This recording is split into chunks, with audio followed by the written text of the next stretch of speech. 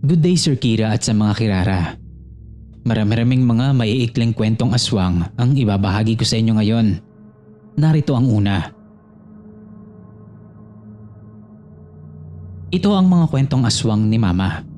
Noong ipinagbubuntis niya pa lamang kaming magkakapatid. Unahin na natin ang kwento ng kuya ko. Noong ipinagbubuntis pa lamang daw ito ni Mama, ay madalas na may bisita siya. Lalo na't nasa probinsya siya noon ng Antique. Hindi ko na lang po babanggitin kung saan ito eksakto. May kasabihan daw sa probinsya na pagdating ng alas 6 ng hapon, bawal nang lumabas. May katigasan din po ang ulo ni Mama noon, kaya lumalabas pa rin siya para magpahangin. Pero sa hindi inaasahan, may natanaw siya mula sa malayo. Isang lalaki. Hindi niya lang daw ito pinansin at baka nagpapahangin lang din katulad niya. Subalit napapansin niya na parang palapit daw ito ng palapit sa kanya. Maya-maya pa, napansin niya na parang naglalaway na ito, na para daw bang asong nauulol. Natakot na si Mama noon, Sir Kira. Kaya agad na siyang pumasok noon at nagsumbong sa tatay niya na lolo ko. Maya-maya pa raw noon ay narinig nila ang ungol ng isang baka na para bang may sinusuwag. Matigas ang ulo ni Mama at dala ng kuryosidad, sumilip pa raw ito mula sa likod na pintuan para tanawin kung ano bang nangyayari sa labas. Nakita raw ng dalawang mata ni Mama na yung kaninang lalaki na naglalaway ngayon ay kinakain na yung baka ng kapitbahay nila. Wala raw nagtatangkang pumigil rito, maski ang mismong may-ari ng baka. Hindi daw dahil sa takot, kundi dahil mas pinipili nila na magkaroon muna ng kapayapaan ng gabing yun. Kitang-kita raw ni Mama, Sir Kira, kung papaanong sarap na sarap yung lalaki sa paglapa doon sa baka.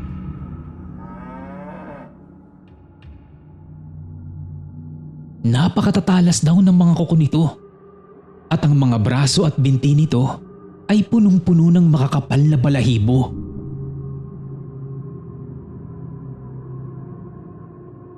Ang buong akala ni Mama ay doon na matatapos ang pagbisita sa kanya.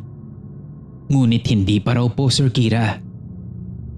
Palagi daw may wakwak sa may poste o puno, kung kaya't hindi inaalis ni Mama ang mutya niya sa kanyang katawan at ang mga sari-sari niyang pangontra. Kaya naman po, kahit patuloy ang pagbisita sa kanya ng mga nilalang ng dilim, ay naipanganak niya naman po ng maayos at malusog si Kuya at hindi sila nagwagi.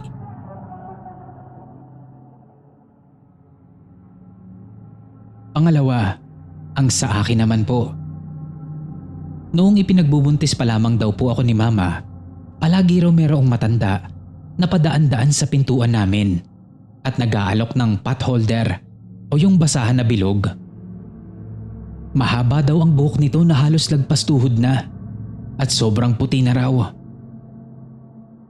May nakapagsabi kay Mama noon na wag itong papansinin at baka daw minamanmanan siya nito. Natuto naman si Mama at hindi na siya lumalabas sa may gate. Okay naman daw na wala yung matanda. Ngunit napalitan naman ito ng isang napakalaking ibon. Tuwing hapon daw nila ito nakikita at paikot-ikot ito sa apartment na tinitirhan namin. Kaya naman daw punong-puno na ng asin ang mga bintana nila. Nung mga panahon na to, toddler pa lamang po si Kuya ko. Madalas daw itong magturo na mayroon ngang malaking ibon na nakadapo sa may poste na malapit sa bahay namin. At nakatingin daw ito sa loob ng bahay.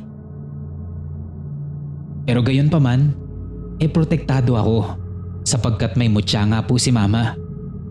Hindi ko alam ang epekto ng mutya na yon, Sir Kira. Pero all-in-one na raw yon. Hindi naman na daw po nagawi ang malaking ibon na yon. Pero makalipas lang ang ilang linggo, may panibago na naman daw pong nagtatangkang kainin ako mula sa tiyan ni Mama. Muli, yung matandang babae na naman daw Ngunit iba na ang trip nito sa pagkakataon na yon. Sa apartment po kasi, 6 silang magkakapit-bahay. 6 rin silang duplicate ang susi ng gate. Kaya naman yung mga late nang umuuwi ay pinagbubuksan na lamang ng mga kasama nila sa bahay. Tuwing 6:00 na raw po ng hapon, ay may kumakatok sa pintuan namin. Ngunit pag sisilipin ni Mama mula sa maliit na butas ng pinto, wala naman daw po siyang makikitang tao. Masusundan pa daw po ang katok na yon ng 10:00 ng gabi. Pero ganun pa rin, kapag sisilipin, wala siyang makikitang tao. Kaya naman nakakutob na raw nun si Mama, kaya hindi niya na lang ito ine-entertain. Nagsasalita na lamang daw si Mama nun ng mahinahon, ngunit yung may diin.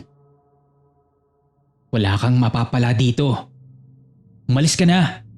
Wala kang makukuha ni isa sa mga anak ko. Kinabukasan ng umaga, sumalubong po kay Mama ang sekretary nila. Ate Mitch, andyan ba yung nanay mo? Tanong nito sa kanya na ikinabigla naman ni Mama. Kasi Sir Kira, walang sino man daw po sa pamilya nila Papa at Mama ang nakakaalam kung saan kami nangungupahan noon. Ha? Wala pong nanay ko rito, ma'am. Tugon ni Mama sa sekretarya. Ganun ba, Ate Mitch? Sino yung matanda na nasa pinto ninyo? 3 gabi ko nang nakikita rito eh. Tuwing 3:00, kumakatok. May patuwad-tuwad pa nga eh. Ang ipinagtataka ko nga lang, kung paano siyang nakakapasok sa gate. Nakapadlock naman yan, di ba? Dagdag pa ng sekretarya. Hanggang sa lumabas po yung matandang kapitbahay nila sa apartment. Nako Iha, mag-iingat ka at inaaswang ka na. Mabango sa mga lintik na aswang na yan ng sanggol. Kaya naman po natakot na nun si Mama. Mas dinamihan pa niya yung mga asin sa bintana at pinto. Pagkatapos ay nagtaob din siya ng walis tingting sa pintuan. Pagsapit ng 6:00 ng hapon noon, may pumapagaspas daw pong pakpak ng malaking ibon. Nagdesisyon si Mamang lumabas. May dala itong balisong at ang mutya niya sa katawan. Susunduin niya ang aking ama na si Patong para daw sabihin na magstay na lang muna ito sa bahay. Habang naglalakad si Mama papuntang pilahan ng tricycle, sapagkat tricycle driver po ang aking ama, nakita ni Mama na may pusang itim na nakasunod sa kanya. Hindi niya ito pinansin, basta tuloy-tuloy lang siya sa paglalakad. Nung nakasigurado na siya ang pakay ng pusa na yon, ay agad niyang inilabas ang balisong niya. Inambahan niya yung pusa para matakot, ngunit sa gulat niya, ay nanlalaban daw po yung pusang itim, Sir Kira. Nalakas ang ngiyaw nito. Malapusang galit na galit sa kaaway. Nakataas pa nga raw yung mga balahibo. Laking pasasalamat ni Mama noong may mga taong dumating. Nawaglit ang paningin niya sa pusa at pagbalik niya ng tingin ay nawala na raw po ito na parang bula. Sakto namang nakapila si Papa nung dumating siya. Kaya agad niya na itong inayang umuwi at mabilis na siyang sumakay sa tricycle. Sinabi niya kay Papa ang lahat. Ang buong akala nila safe na. Pero Sir Kira, tumalon sa likod ni Papa yung pusang itim at nakasakay na rin ito.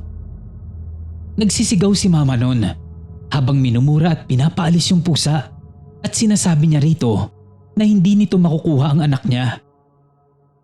Ikinagulat naman daw yun ni Papa Tong dahil wala naman daw siyang nakikitang pusang itim. Ang sabi ni Mama ay ginamitan daw ang papa ko ng sabulag kaya hindi niya ito nakikita. Pagkatapos po noon ay lumipat na daw po kami ng apartment at binedress din po si Mama. Isa po yan sa dahilan kung bakit naging premature baby ako. 7 months pa lamang po ay pumutok na po ang panubigan ni Mama. Pangatlo naman ng kwento ay ang sa aming pangatlong kapatid. Meron daw pong matandang tumapik kay mama. At agad-agad sumakit yung tiyan niya na para daw pong humilab. At base sa komadronang nagpaanak kay mama ay may palipad hangin daw po ito. Marunong din po kasi ang komadrona ni mama at ibinalik daw nito sa matanda ang sumpa o yung bati na ibinigay nito kay mama. Masyado po kasing lapitin si Mama Sir Kira kapag buntis. Naglalakad daw po sila nito ng stepfather ko nang may nakita raw si mamang isang malaking hayop na tumalon. Hindi niya raw po sigurado kung aso ba yun o pusa. Basta paakyat daw po ito ng bubong. Sinundan pa daw nila ito at kitang-kita raw ng mga mata nila ang isang taong nag-anyong lobo. Napakataas daw po ng talon nito na tila ba may hinahabol na kung ano. Lumiko na sila noon upang maglihis ng daan. Ngunit rinig pa rin daw nila ang bawat kaluskos sa bubong. Nang makarating sila sa kanto na may puno, nakita na naman daw nila mama na lumundag ito. Mabalahibo raw ito at mapupula ang mga mata. Katawang tao siya pero mukhang aso. Dasal ng dasal noon sila mama dahil sa sobrang takot. Nangako pa raw ito na hindi na siya ulit lalabas sa gabi.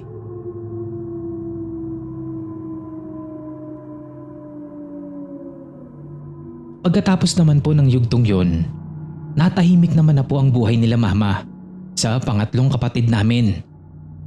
Ang tanging nararanasan na lang daw niya noon ay ang pagbisita ng mga ito sa gabi. Sa bubong namin, amoy na amoy daw po nila ang hindi mawaring amoy ng mga ito. Pero hanggang 7 months lang naman daw po siyang binibisita ng mga ito gabi-gabi. Lapitin po kasi talaga si mama ng mga kung ano-anong elemento, Sir Kira.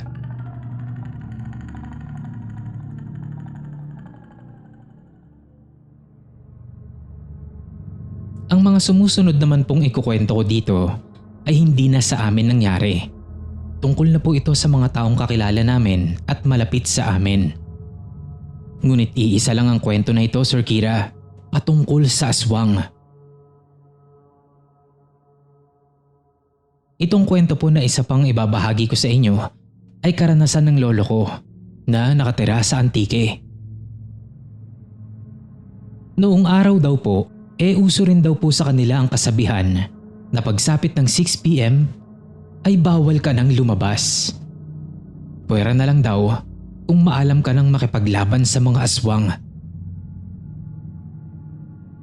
May matinik daw pong pamilya ng aswang na hindi mahuli-huli at mapatay ng taong bayan. Salot ang tawag nila sa mga ito. Nung araw na yon, may birthdayhan po na pinuntahan ng lolo ko. Napangalanan na lang po nating Papa August. Nagkukwentuhan daw po sila noon sa lamesa tungkol sa pamilyang aswang na yon. Buntis si Ray pare. Lintik na aswang yan. Lagi nang nasa bubong. Kala niya naman magwawagi siyang kuhanin yung mag-ina ko. Sabi daw po ng isang kainuman ni Papa August. Kanya-kanya naman sila ng payo noon kung papaano ang dapat gawin at huwag lang daw itong magpapahuli. Hanggang sa nakapag-open up si Papa August noon. Nabuti at hindi pa naman bumibisita sa bahay nila. Dahil sa pagkakataon po na yun, Sir Kira, buntis din po si Mama Linda na asawa ni Papa August. Pagkatapos po ng birthday na yon, mayroon na daw pong dumadalaw kay Mama Linda. Gabi-gabi. Maingay sa bubong na tila daw ba may nagtatakbuhan sa yero nila. Isting yawa kang wakwak ka. Mahuli lang kita. Kita mo, papatayin talaga kita. Di ako papayag na may mabibiktima ka pa. Sabi po ni Papa August sa salitang Bisaya. Ilang gabi pa ang nakalipas. Patuloy pa rin ang pagbisita nito sa bubong nila. Tila ba takam na takam talaga ang mga ito sa batang nasa sinapupunan ni Mama Linda. Malapit na rin po ang pista noong panahon na yon At nagpaplano na daw po nun si Papa August na aabangan niya raw yung aswang. Dahil itong parating na gabi ay kabilugan ng buwan. Pagpatak ng 1:13 AM, andyan na ang mga yabag. Naririnig na nila ito sa bubong nila at isinugal na ni Papa August si Mama Linda. Pinatulog niya ito na labas ang tiyan at matyaga siyang naupo sa tabi nito habang may hawak na gunting upang hintayin ang paglitaw ng dila ng aswang na kung tawagin nga ay tik-tik. Maya-maya pa nga daw ay nadinig na ni Papa August ang huni ng tik-tik. Pahina raw ito ng pahina na ang ibig sabihin ay nandyan na raw ito at malapit na anumang oras ay pupwede na nitong sunggaban ang tiyan ni Mama Linda. Nagbilang si Papa August sa isip niya. 1, 2, 3, 4. Hindi pa man nagtatagal ay may nakita na raw po siyang parang sinulid na bumababa mula sa bubong. Napakanipis lang daw nito at papalapit ito ng papalapit sa tiyan ng aking lola na si Mama Linda.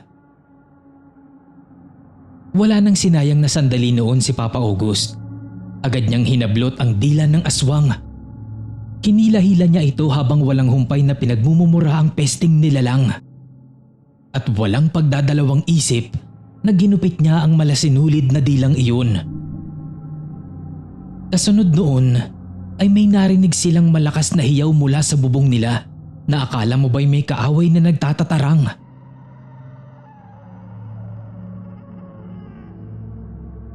Nakiramdam muna sila noon. Maya-maya pa ay nawala na rin ito. Nagdaan ang mga araw. Araw na ng pista. Maraming inuman na naman ang magaganap. Kaya alam na nila na sari-saring kwento na naman ng matatanda ang kakalat. Pre, alam mo ba? Yung asawa daw ni Julio, nakunan itong nakaraan lang. Ang sabi, may matinik na aswang daw ang dumali. Oo, wala talagang makakahuli sa mga salot na yan ano.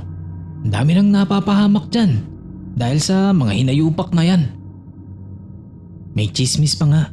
Nahuubos na raw ang baboy sa kabilang bayan at sila rin ang mga salarin.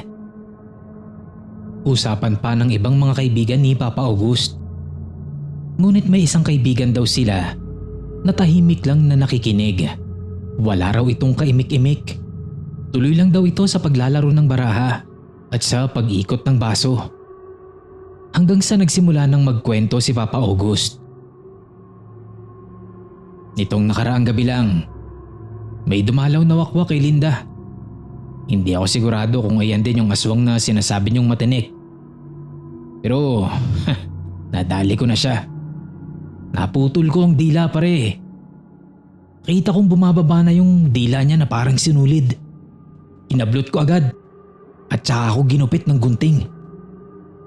Pagbibida ni Papa August at sa kanya inilabas ang kulay puting tela na pinaglagyan niya ng malasinulid na dila ng aswang. Gulat na gulat noon yung mga kaibigan ni Lolo August. Mabuti raw at nadali niya. Nakahanap din daw ng katapat. Mabuti raw yun at naturuan ng leksyon.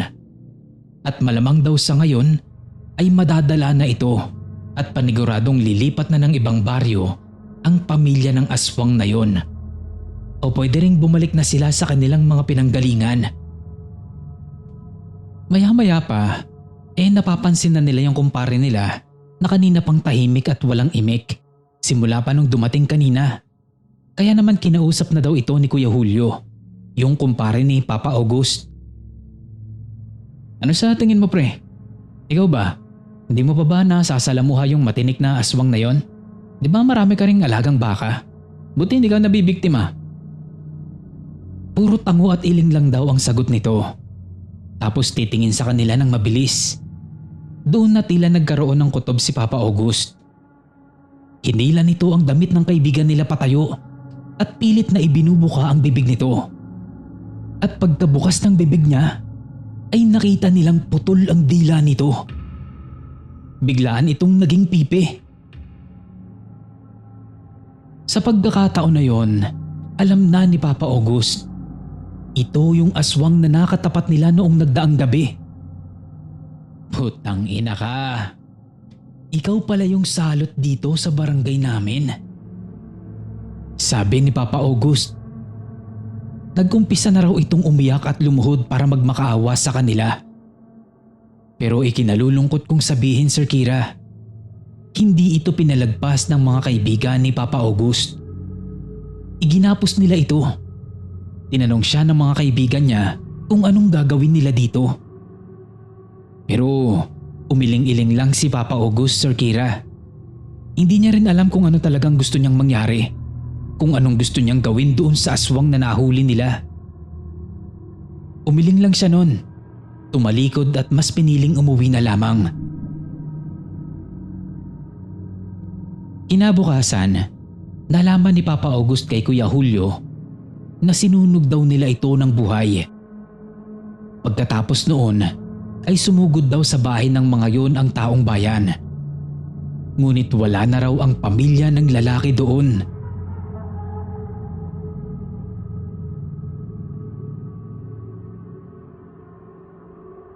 Itong sunod na kwento naman, Sir Kira, ay ikinuwento naman po ng isang malapit na kaibigan ko. Karanasan niya naman po ito sa Bicol. Hindi niya po idinetalye ng malinaw yung lugar. Basta ang bahay daw po nila doon ay nasa labas ang CR. Kaya tanaw na tanaw mo ang labas. At madilim daw po talaga doon sa lugar nila kapag gabi na. Sa labas nila, meron daw pong katapat na puno ng saging. May kapitbahay din daw po sila na may buntis na asawa. Pangalanan na lang po natin siyang Yokyok. Ang gawain daw po kasi niya pagkakatapos niyang mag-CR ay tumatambay siya sa labas upang magyosi. Isang gabi habang nakatambay siya at nagyoyosi, nagsiselfone siya noon. Nakaupo siya sa bato na katapat ng puno ng saging. Nang bigla daw may tumalon na malaking aso. Nagmula raw ito sa bubong ng kapitbahay nila, papunta sa puno ng saging.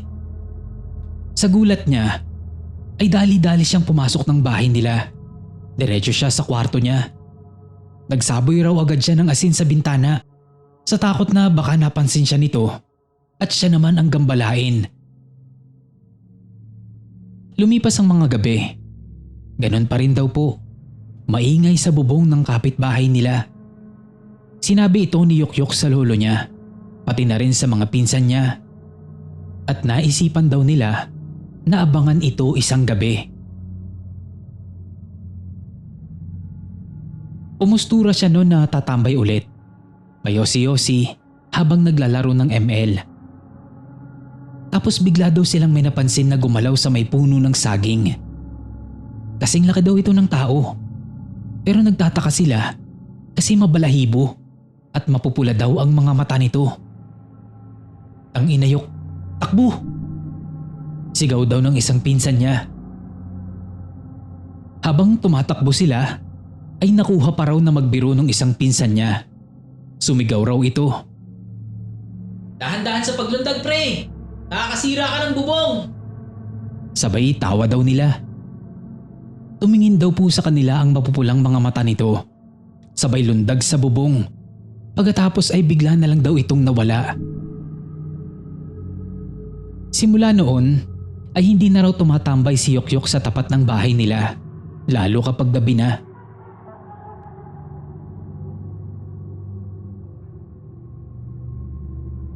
Itong sunod na kwento naman, Sir Kira, ay sariling karanasan naman po namin. Kasama ko po dito ang kapatid at tita ko. Sa lugar din po ito ng Antique, Sir Kira. Ang unang karanasan po namin, paglapag na paglapag pa lamang po namin sa bahay, nakakaloko na agad, Sir Kira. Nakakatakot. May mga karanasan din po ako dito na patungkol naman sa multo at kung ano-ano pang mga elemento. Pero saka ako na po ikukwento yun. So ayun na nga, sa unang gabi namin doon, sinabihan na agad kami ng mga rules sa bahay. Gaya na lamang ng pagpatak ng 6 p.m, kailangan ay nasa loob na kami ng bahay. Bawal nang lumabas, lalo na't walang kasamang matanda. Sinamahan po kami ng mga pinsan namin sa kwarto namin. Tipikal na probinsya ang dating ng kwarto doon. Wala ring signal, wala ring TV. Walang kahit ano. Tipong kwentuhan o tulog lang ang pagpipilian mo. So nagkukwentuhan pa kaming tatlo nun tungkol sa katatakutan. At kalaunan napagpasyahan na rin naming magpahinga. Pero wala pang 30 minuto kaming nakakahiga habang nakapikit ang mga mata namin. Narinig kong nagrereklamo si tita. MJ, wag mo ngang kapitan yung pa ako. Matulog ka na, tama ng biro. Sumagot naman si kuya. Ano bang pinagsasasabi mo, tita? Nanahimik ako dito eh. Ang higaan namin doon, Sir Kira, ay papag. Tapos sa ilalim noon, merong maliit din na higaan na gawa sa kahoy na merong gulong. Maya-maya pa, si kuya naman ang nagsalita. Diyan, tigilan mo nga ako. Matulog na kayo ni 8. Sabi sa'yo, wala naman akong ginagawa eh. Ganti-ganti ka pa dyan. Tigilan mo nga. Nakakakiliti yung kuko mo. Sa mga sandaling to, Sir Kira, mga nakapikit pa rin kami. Pero sinagot naman ulit ni tita si kuya. Pinagsasabi mo dyan? Hindi kita inaano ah. Pagkatapos po sa kanilang dalawa, ay ako naman po, Sir Kira. Parang kinakamot po yung paa ko ng kuko. At ramdam ko talaga na parang may kamay ng matandang kumakamot sa akin. Nakaramdam ako ng takot noon. Pero nanatili akong tahimik. Nakapikit pa rin ako dahil alam kong may iba na. Si kuya at tita ang unang nakaramdam. At natatakot ako sa kung ano man ang pupwede kong makita sa oras na idilat ko ang mata ko. Maya-maya pa, bumangon na si tita. Hindi na siguro nakatiis. Tinignan niya na yung kung ano man ang kakaibang pakiramdam na yon. At doon nga, nagsisigaw na siya. Napamura siya nun. Aswang daw. Pagmulat ko, ang aswang na sinasabi ni tita ay nakakapit sa paa ko. Hinihila ako nito. Agad namang hinampas ni kuya ng kawayang tubo yung aswang na nakakapit sa paa ko. Hinihila ako ni tita nun habang nagsisisigaw siya sa takot. Habang si kuya naman, hindi makapaniwalang may nakapasok na aswang doon sa kwarto namin. Hahampasin pa sana ulit ito ni kuya. Pero tumalon na ito palabas ng kwarto. Dumaan ito sa bintana. Yun pala, naiwan namin itong nakabukas. Nagmamadali kaming lumabas ng kwarto noon na umiiyak. Nakita namin yung mga pinsan namin na nasa sala, nanunood. Ikinuwento namin sa kanila yung nangyari. Pero ang sabi nila, wala daw silang narinig na sigawan. Ayon sa lolo namin na tatay ni tita, maaari daw na ginamitan sila ng sabingi. At maaari daw na nabalitaan nito na mayroong dayo o bagong salta sa baryo. At malamang daw na sinisiguro nito. Lalo na't mga bata pa kami nun, Sir Kira. 8 lamang ako nung time na yon. Si kuya ko 11. Si tita naman 12 or 13.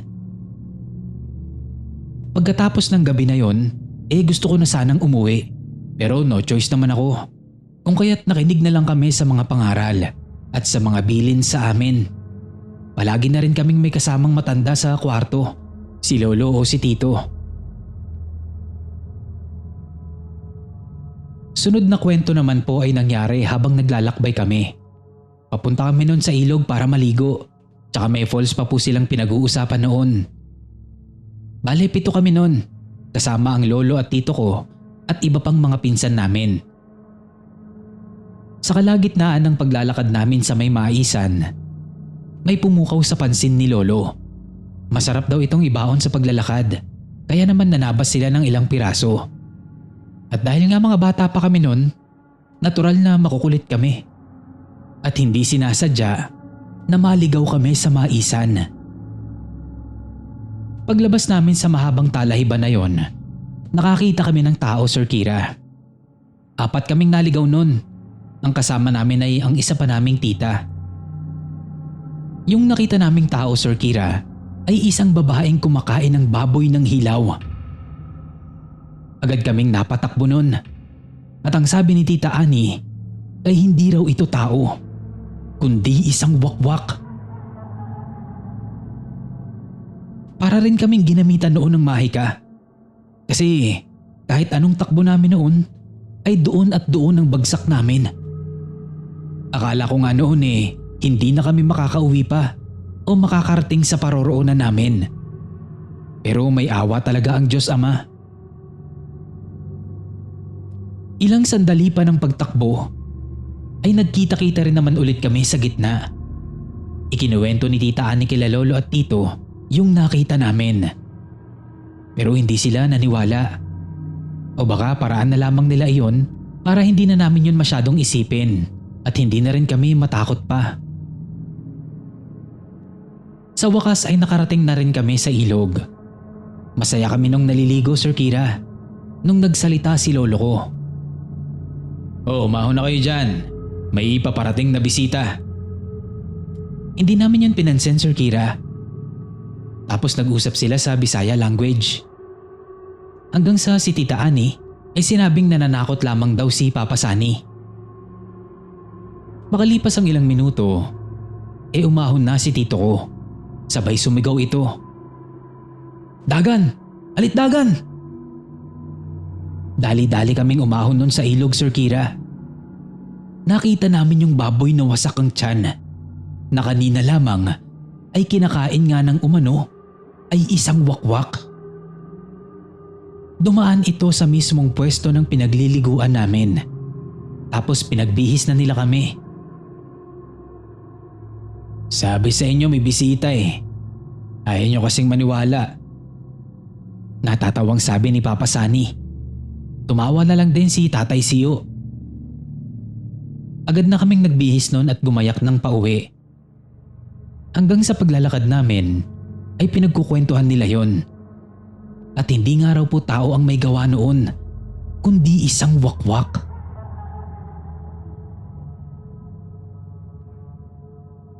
Sunod na kwento ko naman po noong dumalaw kami sa kabilang baryo kung saan naman nakatira ang iba pang kamag-anakan ni Lolo Sio namin. Grabeng pagod namin sa paglalakad at pagbiyahe noon. Ang balak po nila noon ay magstay doon ng 2 o 3 araw. Pero sa hindi inaasahang pangyayari, papunta pa lamang kami doon ay may bisita na kaming nasa lubong. Nakatricycle kami noon nang may narinig si Papa August na tik-tik. 15 po kami noon, Sir Kira. Bale, 2 tricycle ang dala-dala namin. Triplets po ang lolo namin. Si Papa August, Papa Sani at Tatay Sio. Sa pagkakataon na yon, nahati sila sa 2 tricycle.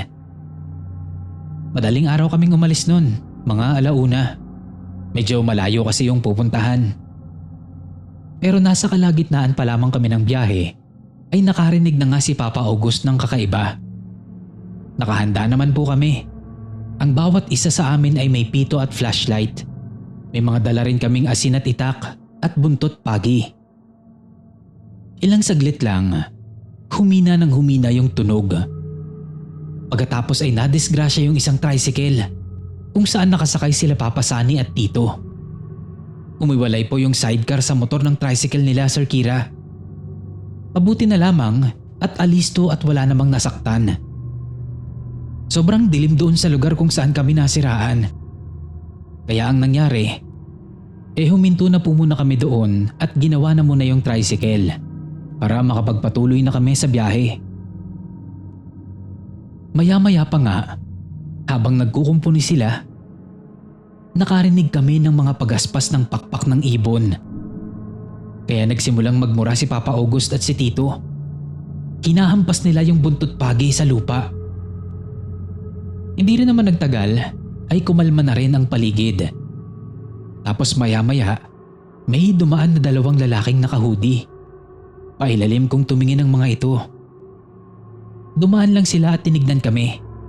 Yung itsura nun nila lolo, parang anumang oras ay handa silang pumatay para lang mapanatili kaming ligtas.